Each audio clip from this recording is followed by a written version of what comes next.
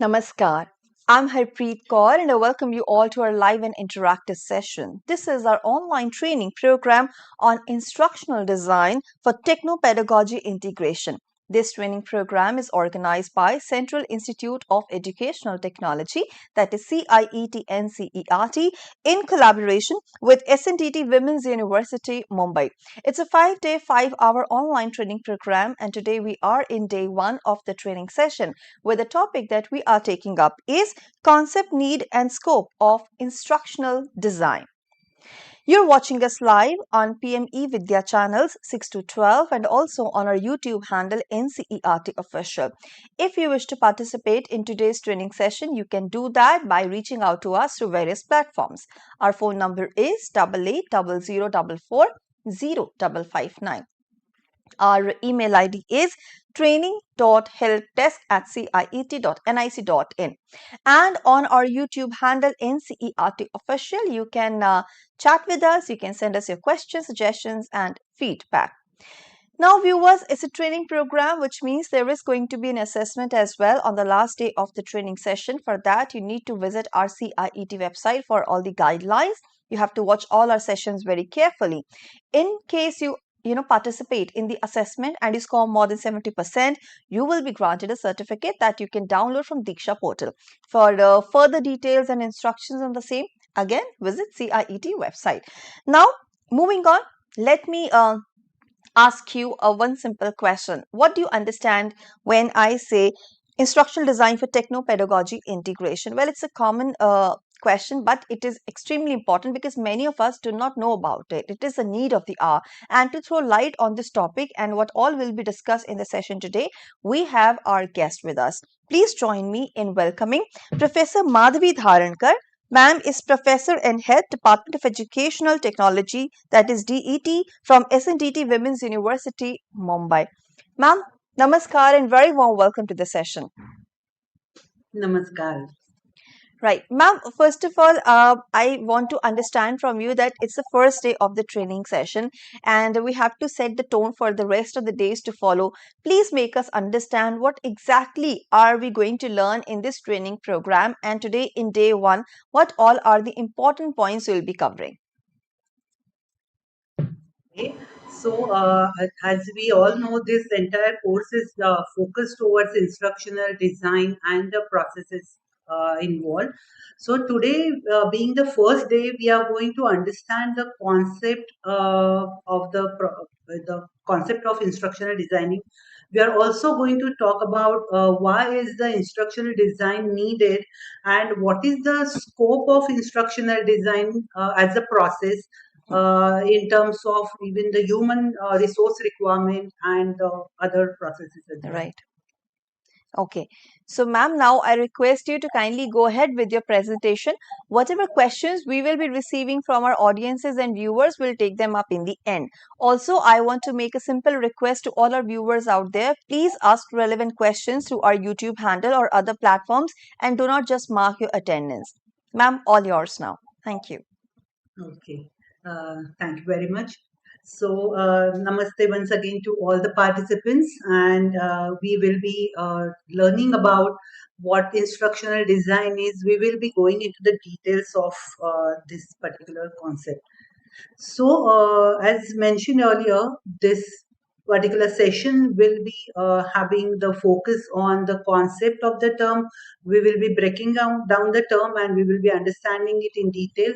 We will understand why is this process of instructional designing required at all and what's the scope of the particular term. Now, when we talk of the term instructional designing, it has two words. So, the first is the instruction. So, in general, the word instruction is differed from teaching, training. But for this session, we will be considering teaching as well as training or giving instruction all together. So, that is the first word. And the second word is the design. So, as we all know, design is planning. So, whenever we design anything, it may be even drawing a simple diagram or designing the program or designing a website. So, there is a planning involved behind that. So when we talk of instructional designing, it is about the planning in the context of the teaching, training, or designing the instructions for the learners. So before we move on into the process of the term of instructional design, so here these are the four fundamental components of any instructional design. The first and the foremost is the learners. It is completely a learner oriented process or an action. So the learners are into the focus, so their requirements, their characteristics, everything will be in focus. We will be talking about in a bit detail in a minute about this. Then what are the learning objectives involved, that again are considered. The third component is about the strategies which kind of mapped, or they are the perfect act for the that particular set of learners and set of objectives that have been decided previously. After all this process is completed, then at the end the evaluation comes into picture, that how the learners will be evaluated in order to check or test to what extent these objectives have been achieved. So we are going to look at it from the angle of learning space. And you can see that there is a term or a mention in the bracket before learning space is the intentional learning space.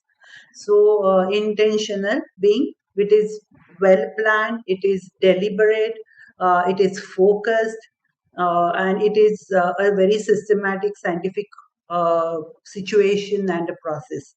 And it is not just by the way happening or incidentally happening or something that is coming on the spur of the moment one thinks about something.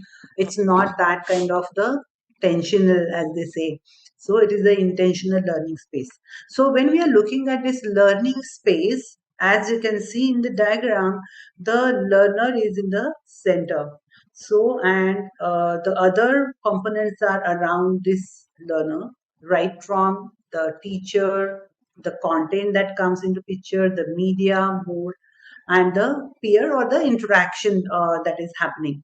Now, apart from these components, there is a time dimension to it, because it may be, for example, a course maybe of 3 days, 1 week, 1 month, or a complete semester, for example. There would be definitely goals, as we have instructional goals. And there is a this is entire thing is a guided episode, as mentioned, because it is, since it is the intentional learning space, the this particular the learners are guided by the teacher through various, at times it could be face to face, it could be through text, depending on what kind of media is coming into picture. Now you can see in this diagram that there is a whole, kind of a outline is created, because this entire learning space is in the context of something.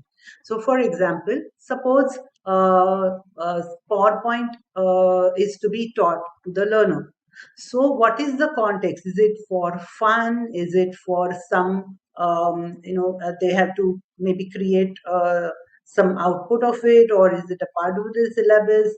So depending on the context, all the early inside components will be taking the role and taking the kind of their space in the entire learning space.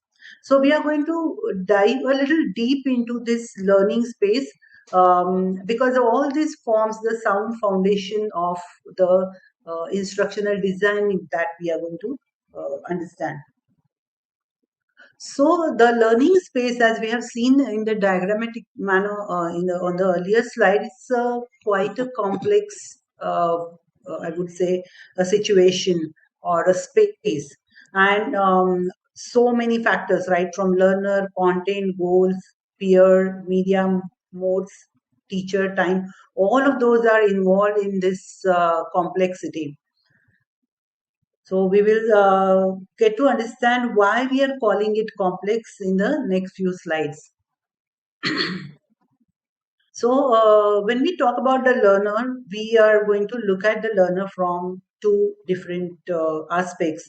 So, one is when we talk about the learner as a human being developed. So, we talk about any human being develop, or from when we call something as overall development or all round development.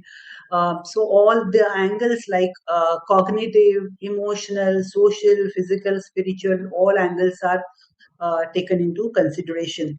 So cognitive, as you all know, is something which is related to brain and thinking process, reasoning process, giving understanding. So that is what the cognitive would talk about. Emotional, because we these are human beings, so they are not. And please, you continue. Yes, sure. And as these are human beings, they don't only have a brain, but they are also having the heart and the emotional part of it. So the emotional development is also equally important for the development that happens in the learner. uh, any human being is a social animal, as we say. So one has to learn how to interact with others, how to survive with others, how to work with others, how to be a good team member. So even social development comes into picture. Physical development would be required, because it is one has to be fit and fine, physically fit. Only then one can be even mentally fit. So that physical development would also come into picture. And of course, especially in India, I would say that the spiritual development also comes into of a very very great importance, because we are doing it not only for our livelihood, but at for achieving something at much higher level at the spiritual domain. So these are the various developmental aspects of a learner that would come into picture. Apart from that, the learner would have a variety of traits. Okay, so which are mentioned here as the behavioral patterns. So, for example, everybody's intellectual ability would be differing. Again, within intellectual, as the Gardner's theory says, that is again a different type of intelligence would again come into picture. Apart from that, there would be variety in the cognitive styles of the learners. Uh, every learner would have a different way of learning. Some would understand better with text, some would understand better with visuals, some would understand better with audio, and some would understand better with perhaps actual experiences. Um, Apart from that, there would be a different level of motivation in each person. For some, even like as we say, intrinsic and extrinsic motivations. So again, the level of both these types of motivations would differ from learner to learner. The learners may be coming from a variety of cultural backgrounds, so they bring in their that cultural richness to this their learning scenario. So even that would play a lot of role in the process of learning. Maybe certain terms which are more used in the kind of culture they come from, they would be finding it more associated with it, while some terms may be something new. Again, the level of creativity would differ in each person. So that is again a factor or a pattern that would play a role in the process of in the learning. And the last is the socioeconomic status. Again, once again, possibly this would have the role in giving the kind of exposure to the learner, and that exposure the learner will be bringing into this, as a component in the learning space. So this was all about learner, and we spoke about learner because that is the most important component in the instructional design. We are going to talk about a few more components here. So the next important component is the content. So there is a variety again, that what kind of content is to be deliberated, is to be taught in this learning space. So there could be facts, concepts, principles, there could be procedures, there could be processes, again, there could be a metacognition abilities and skills. So when we come to skills, again, there are different uh, levels of skills or and kinds of skills also. So some of them are cognitive skills, and many we talk about skills, the main type that comes in our mind is something that is the psychomotor skills. So, if the content is of something of, say, principles, the entire process to be looked at would be of a particular type, and that the principles will emerge. That kind of learning exposure will be designed or planned for the learners. As against that, if the skills are to be developed in the learners, then that kind of opportunity will be created for the learners in the learning space. And that is why it is very crucial to understand what type of content is to be deliberated in this particular learning space. Then again, the goals, which are of three types, could be cognitive, affective, and psychomotor. So, as we say, the head, heart, and hand being focused through the three goals. So, which goal is in focus for that particular teaching learning episode is to be taken into consideration. The next component is the peer, and especially the interaction with the peers. Now, the learner, when it comes to this learning space, learner is not only learning with the through the teaching by the teacher, or through the interactions with the teacher, or interactions with the learning material that is given, but it is also with the fellow learners. They form a wonderful group for being creating a very comfortable situation for learning. So the aspects like what is their age would come into picture. So are they of the same age range, or are they of variety of age range? That would play a role. Ability would play a role in the context of the content in picture. So ability also in the context of the skills, for example, would come into picture. So that is taken into consideration. And if the teacher is planning to have any group activities, then formation of group, how the groups will be formed, so that decision will have to be taken by the teacher based on for example, the earlier two aspects, that is the age and the ability. So at times, a teacher may decide that I would like to have the learners of same age range in one group, so the group becomes more cohesive. Or it may be that one would ensure that the learners of variety of age groups are a part of one group. So it depends again on the situation and choice that is to be made by the teacher. Same way for the ability. So it could be ability grouping at times. It could be a combination of persons or learners of variety of abilities coming into picture at times. We will be moving on to the next components in this learning space. So the next component is the media. This media would be relevant more for the kind of learning material that is to be designed, or that is to be curated for the learners. So it could be of variety. A few examples are written here. Like it could be, will it be text material? Will it be the best one? Will the audio, video, or will there be graphics, or will there be interactive material? Now, of course, it would be possible that there is a combination of all of these. So for example, so say if you say text, so text may be combined with graphics, or even if it is a video, within a video there could be a graphic, maybe a close-up or maybe a picture.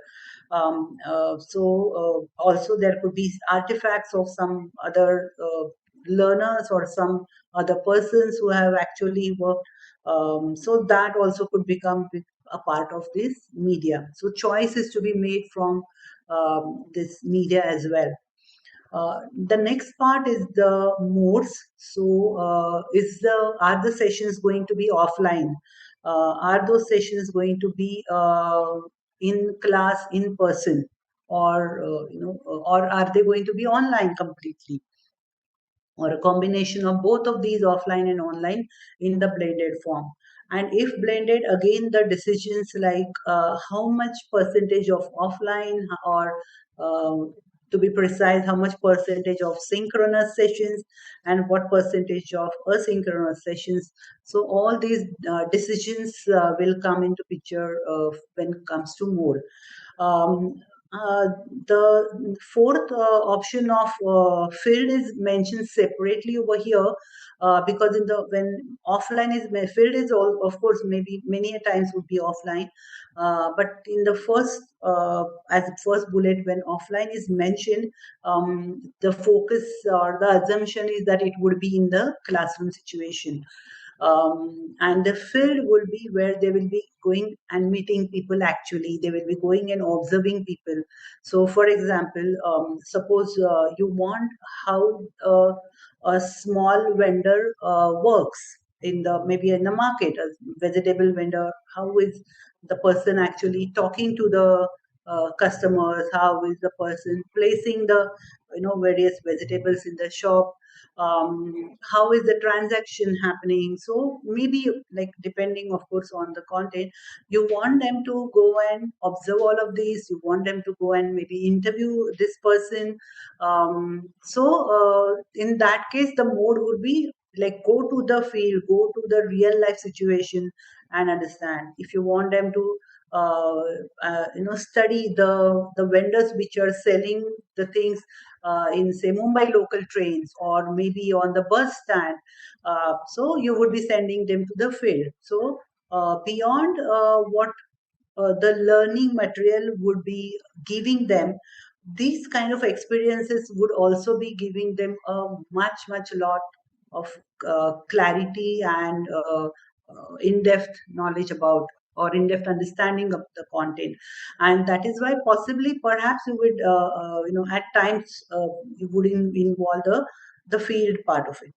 Now you can see that there is another bullet mentioned here, is the technology affordance at the learner end. So when we are talking about the modes, it is said that rather than going for something which is high end, or which is kind of a fashion to use a particular mode or a particular platform, it is always advisable to go for that technology, which may be a low end technology, but it suits my students.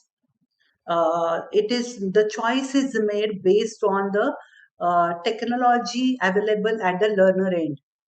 So even if, for example, offering something through online mode, or having, say, learning management system for offering the course, it's something which is high end technology, but my learners, they don't have this kind of affordability or technology literacy to use that kind of learning management system.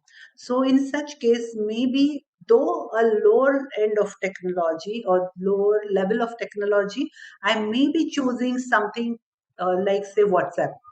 Okay, so for example, suppose I am designing a course for quilters, which are in a very, say, rural or tribal area. They are hardly, actually not able to speak English, for example. They are able to speak their local languages. So then it will be wrong if I say that, yes, I want to have the learning management system for them. I want to have the course in English. So their technology affordance will be possibly at the most smartphone. Okay, so in that case, I will be one will be choosing the say WhatsApp group, more like WhatsApp group for interactions with them, and that WhatsApp group will also work as the learning management system. I can ask them that, okay, this is the resource. Go through this video and submit your, the pictures of your efforts made in the quilting, and all of that can be expected. Sorry. The next component of this learning space, very important, is the time component. So the time, during which time are you expecting the learners to be in the synchronous mode?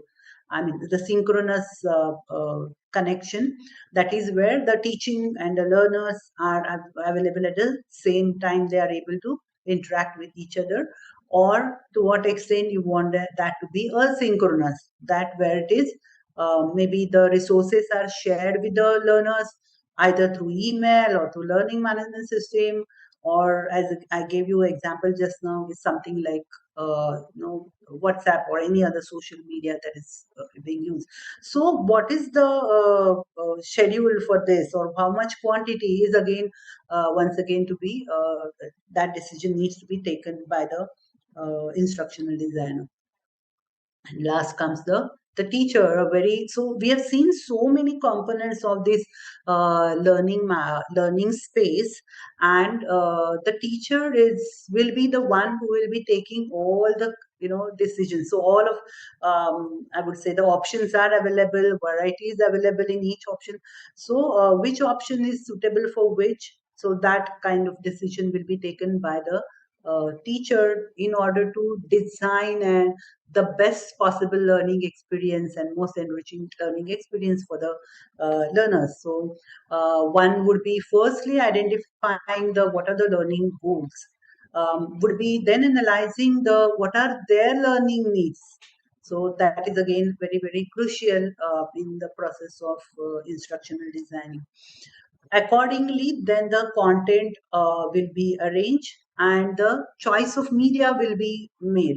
So many times we say that the particular content demands a particular type of media. So that mapping will be done, and most apt kind of media will be chosen for each chunk of the content, which is the best instructional strategies. Now, in a unit or in a chapter, for example, there may be different chunks which are demanding different media. One chunk is demanding one media, another is demanding another one, and similarly, the strategies also may be different. One some part of it may be requiring brainstorming kind of a strategy, while another would require them to actually go and practice it in the laboratory or at times even in the field. So that choice will be made, and again the decisions about how the assessment will be conducted at the end of all this process. So when we talk about the instructional design, so we saw this in the entire complex scenario of the learning space, and all the instructional designing what we are talking and will be talking about is focused towards this entire learning space. So the focus is about offering the better help to the learners for learning something new and for developing. We have seen so many, I would say, angles of development. So, development from all those angles would be coming into picture.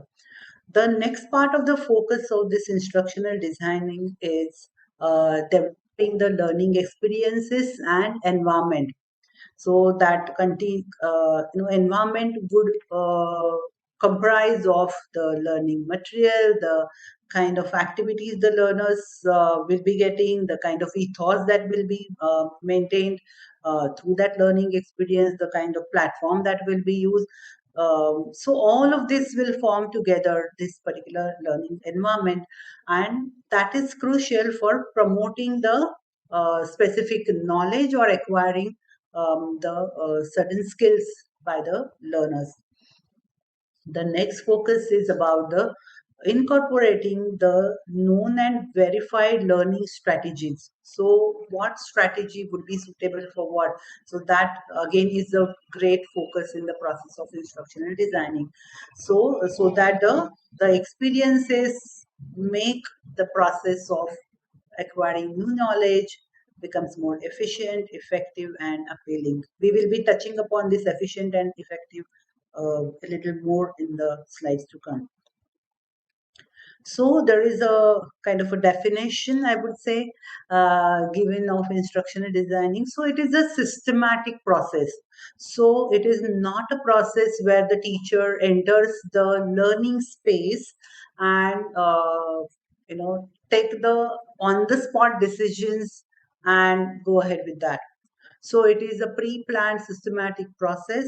Of course, there may be at times certain situations where the teacher is required to deviate from whatever was planned, but deviation depending on the maybe the that situation at that particular moment.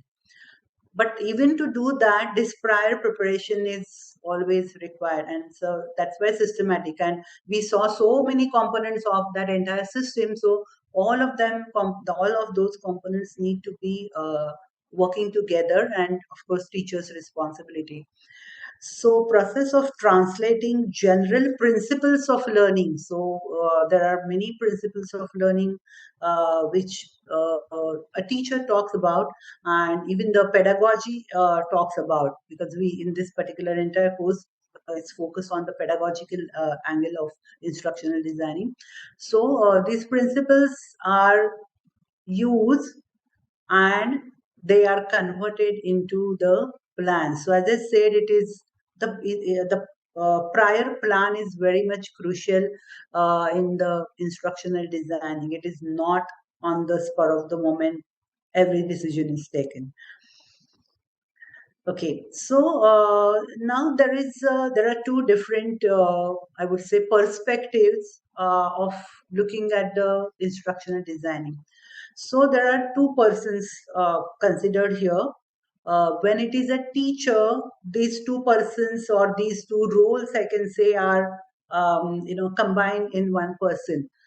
But if imagine that role, those two roles are broken aside, make separate roles, then the content matter expert would be focusing on, okay, what is to be covered, how much detail do I go into? Okay, so something like that will be the focus of the content matter expert when one would be, maybe teaching something, or one is asked that, okay, this is the, title or content.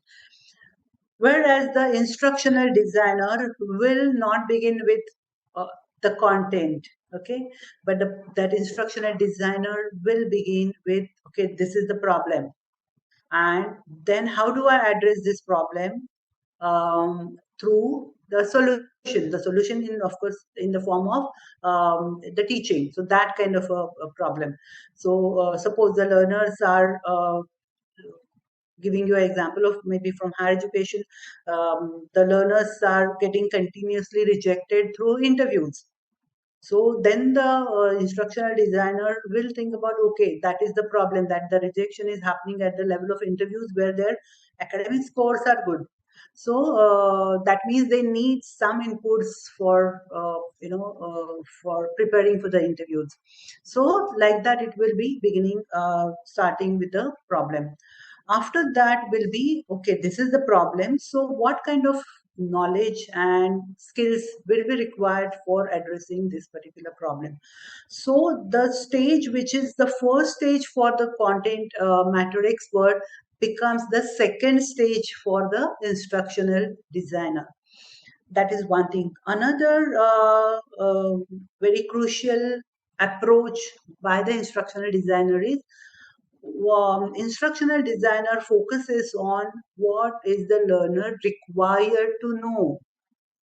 So focuses on that part, that unless this is told to the learner or this is taught to the learner, there will be something lacking. Then it has to be a part of the content. That is the instructional designer's uh, perception.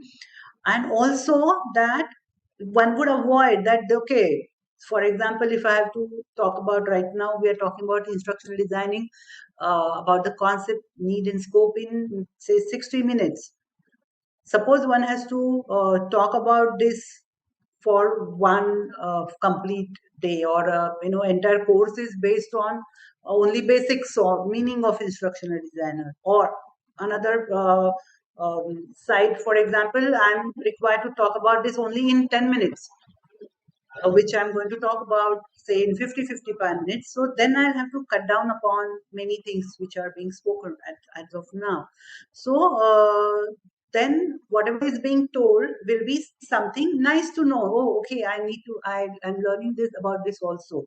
But it may not be something which is needed to be known. Okay, so there is a difference between the two. So instructional designer focuses on this particular part. Content matter expert may or may not focus, okay, in that manner. Now the instructional design, it contributes, how does it contribute to the process of learning? So we came across this term in one of the earlier slides, that it makes the process effective. So effective means, it is, of course, one should be enjoying learning that, or it should be more meaningful. It should not be that, okay, just rote memorization, and just because I have to maybe appear for a test or an exam at the end of the course or at the end of the semester, I'm learning, or just mugging up doesn't make sense. So that's why it should be meaningful as well. And we also say that a sustainable learning also should happen. So, for example, if it is something is asked after, say, maybe 6 months, 2 years, even after 10 years, one should be able to recollect it and get the context of what is being asked. So that it has to be sustainable as well. The second contribution is, it makes the process efficient. So here we say that the learner has, everybody has a limited capacity, right? So whatever the learner is being taught, or is learner is learning, so how the minimal investment of time will make the learner learning maximum. So with minimum of efforts, there is a lot of learning happening. If that could be achieved, then that's a contribution of a good learning, good instructional design.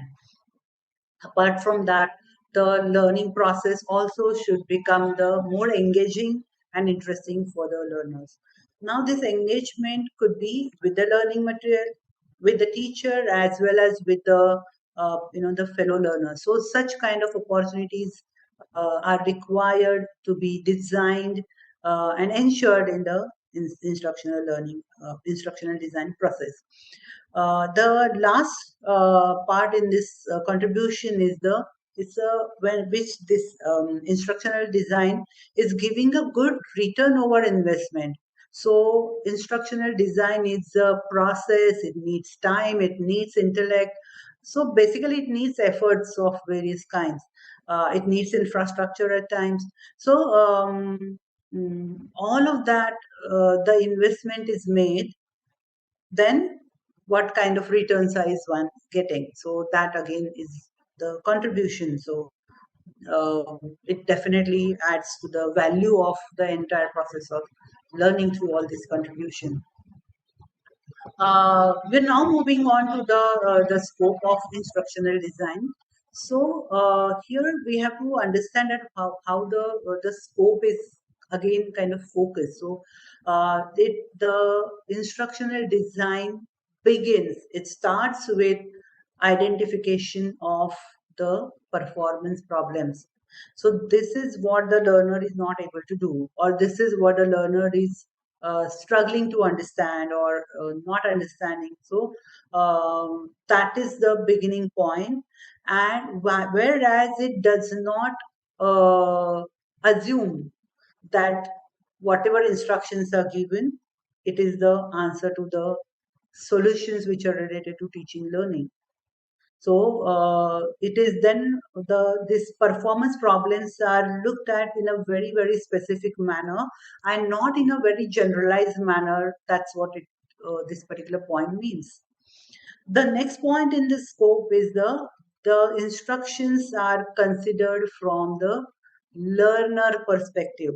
Okay, so even right from the beginning, when we were looking at a learning space, if you remember, we had put a learner in the center.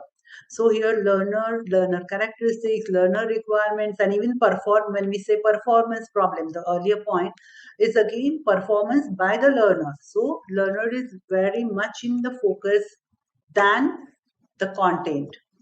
So the content, to what extent depth it has to go, to what angle it has to be dealt with, all the answers will be coming to the factors associated with the learner, and that's why the learner is in very much focus in the scope. Now, these are some of the focus questions in instructional designing, because those who are maybe coming across this term first time, so exactly what it is, what kind of questions are asked in the process of instructional designing. So here that we have few questions are mentioned over here.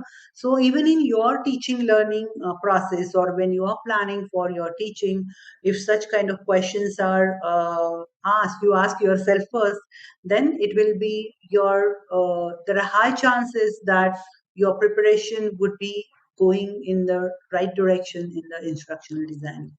So let's go one by one. So first is what level of readiness do the learners need for accomplishing the objectives. So if they are at particular level, so we were taking an example of PowerPoint. So in order to learn the PowerPoint, do they need to have the prior knowledge of how to start the computer, for example? Do they need to have the knowledge of how to use word processing? So these are kind of the questions you would be asking yourself. So that becomes a kind of what we like to call as the entry qualification or entry behavior, the typical term used in pedagogy again.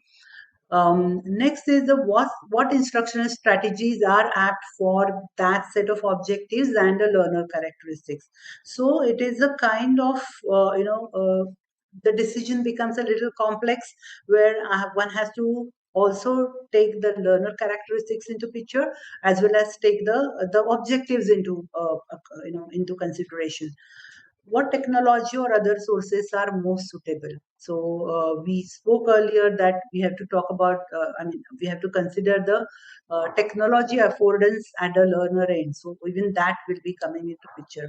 So when we talk about the wording most suitable, is also from both the angles. Number one is from the content angle, and another is what technology is available at the learner end. So from both these angles, it has to be taken into consideration. So for example, suppose I have to describe a process, then I possibly giving a video which demonstrates the process, demonstrates the nuances of the process, the care to be taken, or possible mistakes that one can do. So rather than explaining it in the detailed manner, written manner, textual manner, the video would be the best possible option in that particular case. So that decision will have to be taken by the teacher. What kind of support is required? So do they need intermittent session of deliberations? Do they need an intermittent session of asking doubt? Do they need a session for example, they making a presentation of what they have understood, or maybe actually demonstrate what to what extent they are able to do a particular thing, if it is skill especially. So all of that will be coming into picture. And of course, then how the achievement will be measured at the end, because all of this, yes, how do the teacher come to know that it was success or it was useful for them? So that one will have to look into. And if there are any revisions required, uh, then what kind of revisions one is ready to do or necessary for doing if the expectations and the outcomes do not match. Okay, so these are some of the focus questions that one will have to look at when you know one's teaching learning process or the one preparation for teaching process is there from instructional design. These are again the various aspects that are addressed by the instructional designer. So, for whom is the program developed? So, once again, boiling down to the to the learner. So, when we say learner, it cannot be only general. For example, say I will say senior citizens, for example. So again, there would be a specific category, specification about the learner characteristics. So all of that would come into picture when the answer to this question will have to be addressed. Then what is expected of them to learn or demonstrate? So it would definitely talking about the content that is to be learned by the learners. And how is the content best learned? So referring to the teaching learning strategies, or maybe group work at times, maybe field visit at times, or maybe going and interviewing some person who is working in that field. So again, that would be differing from uh, content to content and learner to learner. This would be differing. The next is the how is the extent of learning be determined? So how is the assessment? So assessment also needs to be planned, and it is very much a part of the instructional design. So it is not only about how the content will be taught, but it is also that process is taken till the evaluation, or measuring of exactly how much has been learned. So the result, of course, is, or the assessment report is not only the mirror of where the learner has reached, but it also becomes a mirror of where the assessment process, whether sorry, the instructional process, or the entire environment, whether something has gone wrong somewhere, or whether something needs to be changed, or whether things were good and can be replicated for the next batch or something. Now, in this instructional design process, there are quite a few people who are involved. The first, of course, the process begins with the subject matter expert. So the person would be the expert in the content. One would know, has understood the content thoroughly. So that person would be coming into picture. The next person, who is what we call as the very very crucial, because instructional design, who will be doing it? Instructional designer will be doing it. So this particular instructional designer looks at this content from all the angles that we spoke about, from the learner, from content, from objectives, from what kind of the technologies available with the learner, which platform is to be used or best suited, what kind of assessment. So it may not be only at the end, it may be intermittent, what we call as the formative assessment. So what frequency of formative assessment, what weightage of formative assessment, what type of formative assessment, and same questions for the summative assessment, which comes at the end. So all of that will be planned. Evaluator will be the actual person who will be focusing possibly on the evaluation part of it, maybe only at the end, or as I said, even in between the throughout the process. Now, these three people are definitely required. Okay. Now, the next two types of persons may be required as and when the that particular instructional design process would require. So, for example, graphic designer would be required for maybe creating specific types of graphics that are best suited for that particular group of learners. And similarly, I have written studio technical stuff in case suppose some videos are to be developed or some podcasts uh, like audios are to be developed. So for all that, the other studio technical staff also will be required in this particular case. Now, there are a few questions which are raised uh, about the instructional design. So there are critics, of course, though it is a very useful process, but there are some critics, and these are the typically the questions that are raised. I would say about and against rather of instructional designing.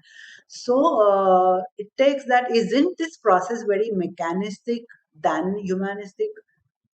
So the answer to this question, of course, many people will have many different takes on this answer.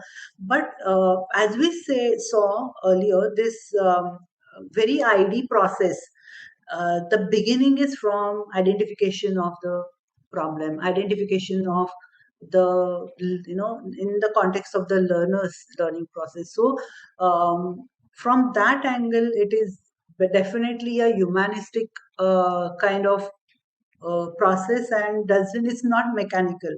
So for example, suppose I'm teaching research methodology to my this year's batch, and I have done the the instructional design process. I have identified the resources, decided about what kind of activities would be Right. best suited, and all of that. But it may not be exactly applicable to the to for the other teacher for her class, or even to me for the next batch, because Hmm. every time the learners are changing their earlier exposure, their abilities, everything is changing, and Right. that is why it is very much humanistic. Sure. Ma'am, Uh, we do not have enough time left for the session, so I have to wind up my session here. Is there anything important that you'd like to sum up in one line or two? Because I have to wind up now.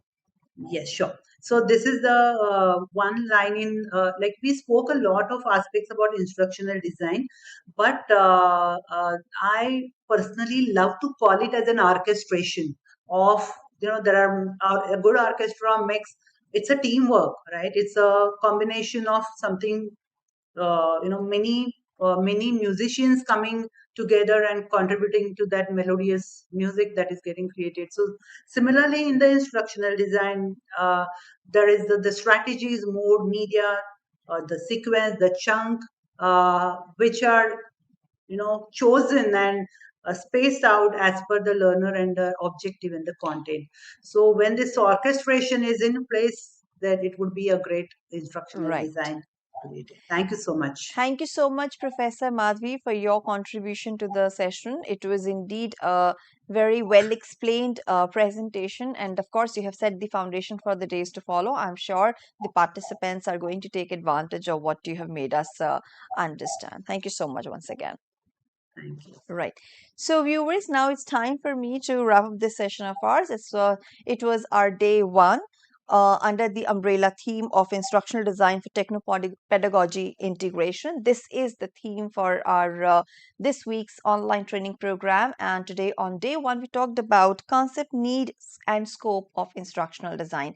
With this, I'm wrapping up the session over here because we have to look for another session in a short while for now. But yes, I would like to tell you that here is the schedule that you'll be following, and we have been presenting these sessions that you can watch on our YouTube handle. But in a short while from now, we will be bringing up for you Sayog session, and the topic will be the role of social media in youth's mental health. With this, it's a wrap. This is me, Harpreet Kaur, taking leave of you. Namaskar.